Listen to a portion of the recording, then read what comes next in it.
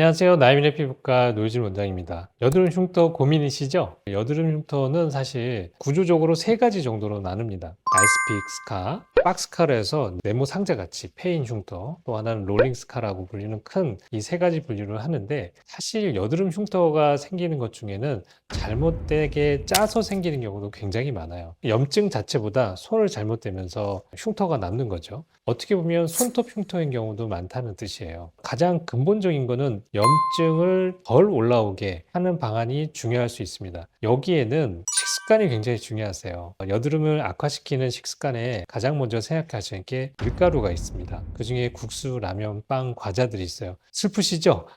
밀가루 맛있기는 한데 동양 사람들 같은 경우는 DPP4라는 소화효소가 대부분 없는 경우가 많아요. 서양 사람들은 이걸 2000년 먹은 음식이지만 우리나라 사람들은 1950년대 미군이 가지고 들어오면서 우리에게 퍼진 거라 실제적으로는 안 맞는 분들이 굉장히 많습니다. 우리가 불을 끄려고 하면 위에서 악화요인, 즉 기름이 덜 떨어져야 불이 꺼지겠죠. 그래서 악화요인 중에서 식습관을 개선하시는 게 굉장히 중요한데 그 중에 중요한 게 밀가루가 되겠습니다.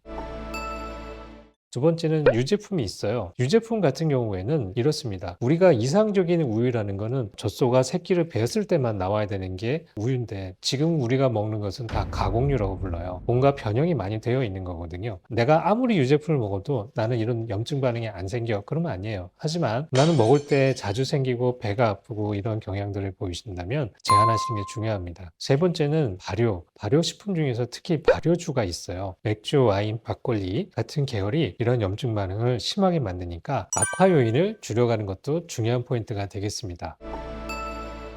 흉터 치료로 돌아와서요. 일단 흉터가 발생된 시기가 어떠냐에 따라서 경과가 달라져요. 예전에는 흉터가 생기면 나중에 치료하세요 라는 게 충분히 시간을 지나고 나서 치료하는 게 치료의 경향이었어요. 2011년도에 전국에 40개 의과대학이 있는데 신촌 세브란스 병원에 흉터 센터가 처음 생겼어요. 흉터 센터를 세팅하면서 많은 흉터 환자들을 치료했었죠. 그러면서 세웠던 가설이 뭐냐면 흉터 치료는 과연 나중에 해야 될 것인가, 이게 중요한 포인트였습니다. 그래서 당시에 조기 치료가 효과가 좋은지 아니면 나중에 치료하는 것이 좋은지에 대한 비교 논문을 발표하도 했었습니다. 결과는 조기 치료 한 달 이내, 3주 이내에 치료했을 때 더 좋은 효과를 거두는 것을 확인할 수 있었습니다. 그래서 지금도 저희 병원에 오시는 치료 환자분들은 되도록이면 빨리 치료를 하실 수 있도록 권해드리고 있습니다. 빠르다, 늦다의 기준은 뭐냐면 흉터를 봤을 때 이 흉터가 좀 붉어 보인다는 뜻은 이게 아직까지는 조기의 흉터인 거예요. 근데 우리가 피부색으로 변해버린 흉터는 이미 굳어버린 석회화된 흉터인 거거든요. 그래서 거기에 따른 치료의